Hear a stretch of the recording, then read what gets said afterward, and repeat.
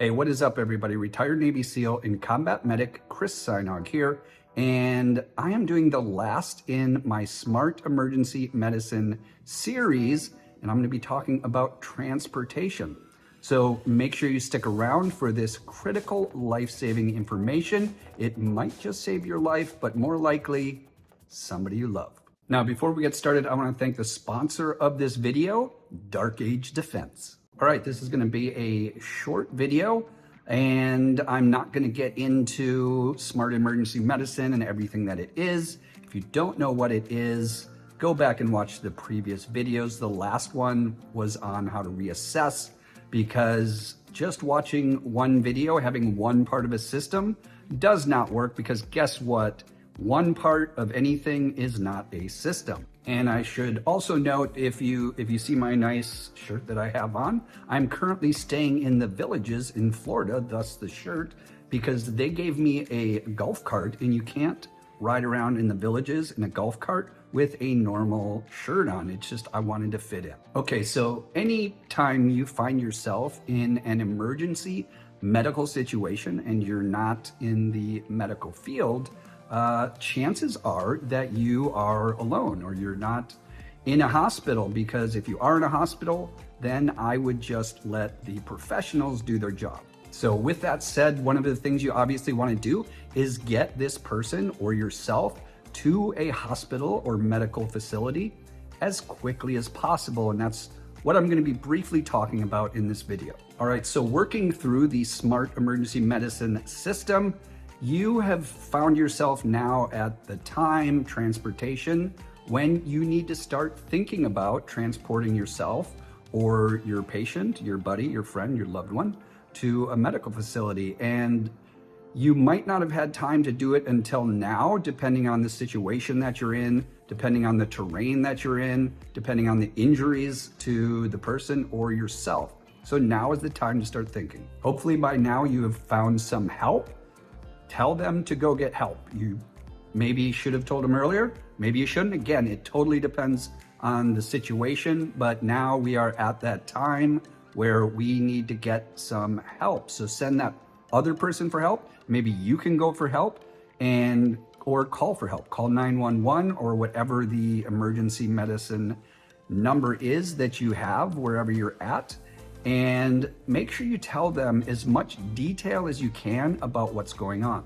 Tell them what type of injuries the patient has, what their current condition is, and if their condition is getting better or if it's getting worse. And you also want to let them know if they need any special equipment, like if they need the jaws of life, or at least let them know, hey, this person is trapped in a car, or this person is on the side of a mountain, because when they get there, you want to make sure that they are prepared for whatever situation you're in. Now, if you're all alone with somebody and you don't have a phone for whatever reason, you need to go get help. Something that's very important, make sure that the patient is stable. Make sure you communicate with them if they're conscious that you're going to get help, and make sure you tell them that you're coming back. Now, to be able to come back, you obviously need to remember your location.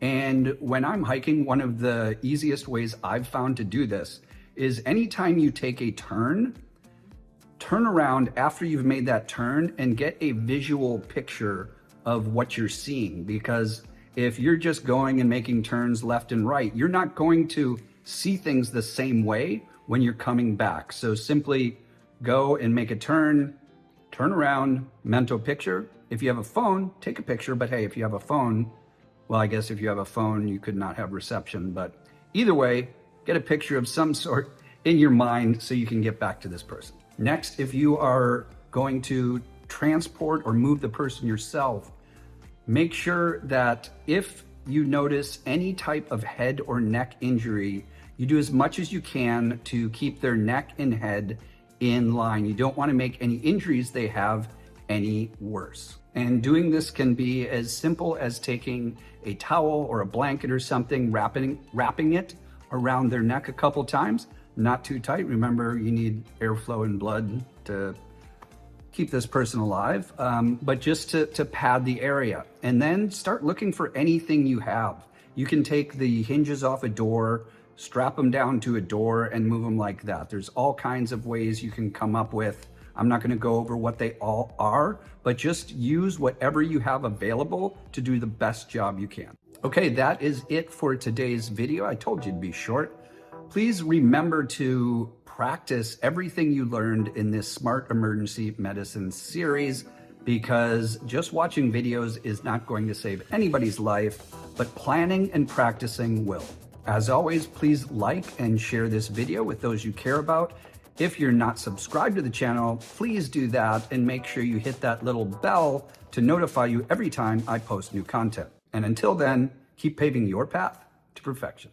Hey guys, I would like to thank the sponsor of this video, Dark Age Defense. With all the turmoil surrounding the prices of electricity these days and energy, Dark Age Defense claims they have a way to get off the grid and get free electricity. Just go to darkagedefense.news to watch a short 30-minute video about what they claim we are all in danger of: the collapse of our electrical system, and a truly unbelievable way to build a simple device that can protect you and your family from this inevitable collapse. Now, this is the first product I've ever promoted that I haven't actually tested myself, so caveat emptor, but it does come with a 60-day money-back guarantee. So just go to darkagedefense.news to watch a video about what they claim is the end of our electrical grid and how you can build a simple device